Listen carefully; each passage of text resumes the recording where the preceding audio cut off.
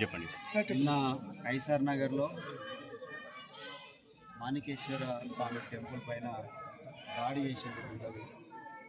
దాడి చేసి హిందువుల పవిత్రమైన గుళ్ళోకి ప్రవేశించి గుళ్ళో ఉన్న వినాయక విగ్రహాన్ని, అదేవిధంగా నంది విగ్రహాన్ని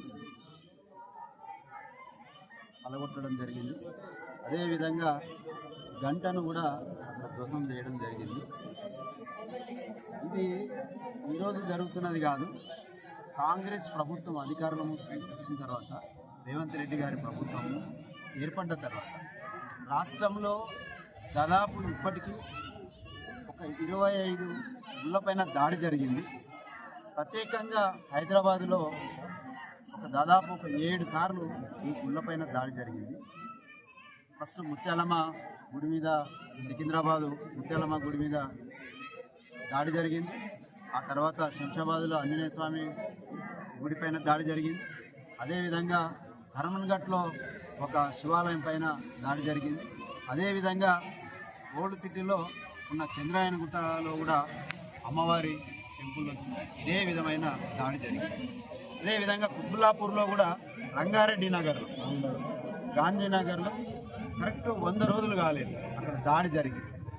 అంటే ఎంత దాడి ఎందుకు జరుగుతుందంటే కాంగ్రెస్ ప్రభుత్వం కాదు, ఇక్కడ మొఘల సామ్రాజ్యం నడుస్తున్నట్టుంది, మొఘలులు పరిపాలిస్తున్నట్టుంది. హిందువుల గుళ్ళకు, హిందువులకు భద్రత లేకుండా పోయింది. దేశంలో వీళ్ళు పరిపాలన చేసిన రోజులు తీవ్రవాదులు దాడి చేసి, కాంగ్రెస్ ఇక్కడ పరిపాలన చేస్తుంది, గుళ్ళపైన దాడులు జరుగుతుంది.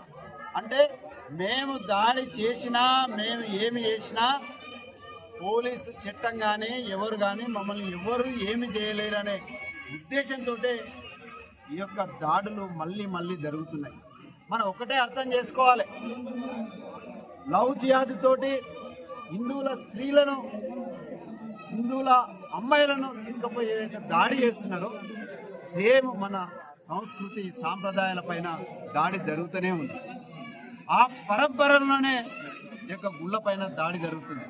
హిందువులందరం కూడా ఒక్కతాటిపైన ఉండాల్సిన అవసరం ఉంది. రాజకీయాలు, అన్ని కులాలు పక్కకు పెట్టి మన యొక్క సంస్కృతి సాంప్రదాయాన్ని కాపాడుకోవాల్సిన అవసరం ఉంది. కాబట్టి ఇట్లాంటి సంఘటనలు జరగకుండా మరి ప్రభుత్వం చర్యలు తీసుకుంటుందా లేదా ఒకసారి ఆలోచన చేయాలి. హిందూ సమాజం మనం ఓటేసి గెలిపించిన మన ప్రభుత్వమే మన సంస్కృతి పైన, మన విశ్వాసాల పైన దాడి జరుగుతుంటే మనము ఇలా ఉంటే కుదరదు. కాబట్టి రాబో రోజుల్లో ఇట్లాంటి దాడులు జరిగితే మాత్రం మనం అందరం కూడా సంఘటితంగా ఈ యొక్క దాడిని వ్యతిరేకించాల్సిందే. ఈ దాడి చేసిన వాళ్ళను శిక్షించాల్సిందే. చట్టాన్ని మేము గౌరవిస్తాం, పోలీస్ వ్యవస్థను గౌరవిస్తాం, కానీ చట్టం మేము చేతులకు తీసుకోవద్దనే మా యొక్క ఆకాంక్ష ఏదైతే ఉందో, భారత ప్రభుత్వం ఏదైతే మా నరేంద్ర మోడీ గారి ఆశయాలు ఏదైతే ఉందో ఆ ఆశయాలకు అనుగుణంగా మేము ఉంటున్నాం. కానీ ఇక్కడ తెలంగాణలో ఏర్పడ్డ కాంగ్రెస్ ప్రభుత్వం దానికి విరుద్ధంగా పనిచేస్తుంది. ఈ యొక్క మొన్న కూడా ఏదైతే గోవులను పట్టుకుంటే మా కార్యకర్తలు గోవులను పట్టుకున్నని కేసులు పెడతారు, గోవులను తీసుకొచ్చితోనే వదిలేస్తారు, గోవులను వదిలేస్తారు. ఇది ఎక్కడి సంస్కృతి? బక్రీద్ రోజు గోవులను, ఆవులను ఏదైతే చంపొద్దు, కొయ్యొద్దు అని మేము మొర్రో అని మొత్తుకుంటే, కానీ ప్రభుత్వం ఎక్కడ కూడా మనకు సహకరించలేదు. ఎక్కడ పడితే అక్కడ రోడ్ల మీద రక్తం పారింది గోవులకు.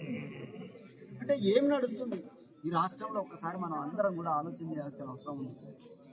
హిందువుల వ్యతిరేక ప్రభుత్వం నడుస్తుంది ఇక్కడ, కాంగ్రెస్ ప్రభుత్వం. అధిక సంఖ్యలో ఉన్న మన యొక్క మనోభావాలను దెబ్బతీసే విధంగా ఈ ప్రవర్తన జరుగుతుంది. మనం ఒక్కసారి ఆలోచన చేసుకోవాలి. ఇన్ని సంఘటనలు జరిగినా కూడా సంఘ వ్యతిరేక శక్తులను కఠినంగా శిక్షించకపోవడం, అదేవిధంగా కేసులు పెడితే ఉదయం అరెస్ట్ చేస్తారు, సాయంత్రం బెయిల్ ఇచ్చి పంపిస్తారు. మరి ఎట్లా కంట్రోల్ అవుతుంది? ఎవరు కంట్రోల్ చేయాలో చెప్పండి? 80% ఉన్న హిందువుల మనోభావాలు దెబ్బతింటుంటే మీకు సిగ్గు శరం అనిపిస్తలేదా ఈ ప్రభుత్వానికి?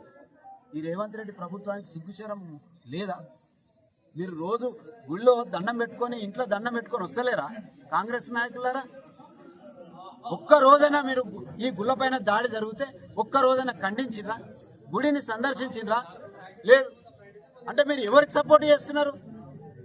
కాంగ్రెస్ నాయకులైనా టీఆర్ఎస్ నాయకులైనా మీరు ఇంకా లౌకికవాదం అనుకుంటూ ఈ యొక్క హిందువుల యొక్క మనోభావాలను దెబ్బతీసే ప్రయత్నం మీరు చేస్తే ఫస్ట్ ఖబర్దార్. మీకు ఈ రాష్ట్రంలో కాదు, ఒకటే చెప్తున్నాం, ఈ రాష్ట్రంలో మీరు పరిపాలన చేస్తున్నారు. ఈ యొక్క పరిపాలనలో దాడి జరిగితే కూడా ఒక్క కాంగ్రెస్ నాయకుడు, ఒక్క కాంగ్రెస్ వాది ఏమి జరిగింది కూడా పరిశీలన రాలేదు. కాబట్టి మీ యొక్క అంతర్యం ఏమైంది అంటే దాడులు జరిగినా మేము చూసుకుంటూ ఊరుకుంటాం, దాడులు జరిగినా మేము మా పని మాకు ఓట్లేసి ప్రజలు కూర్చోబెట్టిండ్రు కాబట్టి మేము ఈ విధంగా ప్రవర్తిస్తాం అనే విధంగా మీ యొక్క ప్రవర్తన ఉంది.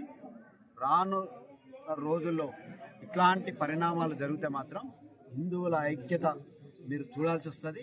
ఆ ఐక్యత ఏ విధంగా ఉంటుందో మీరు కళ్ళతో చూసే రోజు వస్తుంది. ఖబర్దార్, ఇలాంటి చర్యలు మళ్ళీ జరగొద్దని మేము హెచ్చరిస్తున్నాం. పోలీస్ వ్యవస్థ కూడా చెప్తున్నాం. ఈ యొక్క కుత్బుల్లాపూర్లో ఉన్న అన్ని గుళ్ళ సీసీ కెమెరాలు ఏర్పాటు చేయండి. దానికి బడ్జెట్ కావాలంటే మేము ఇస్తాం. మీరు పెట్రోలింగ్ చేయాలి ఖచ్చితంగా. గుడి కమిటీ ఎవరెవరు ఉన్నారో వాళ్ళ లిస్టు తీసుకోండి. గుళ్ళో ఇట్లాంటి సంఘటన జరగకుండా మీ యొక్క చర్యలు చాలా తీవ్రంగా ఉండాలని మేము కోరుకుంటున్నాం.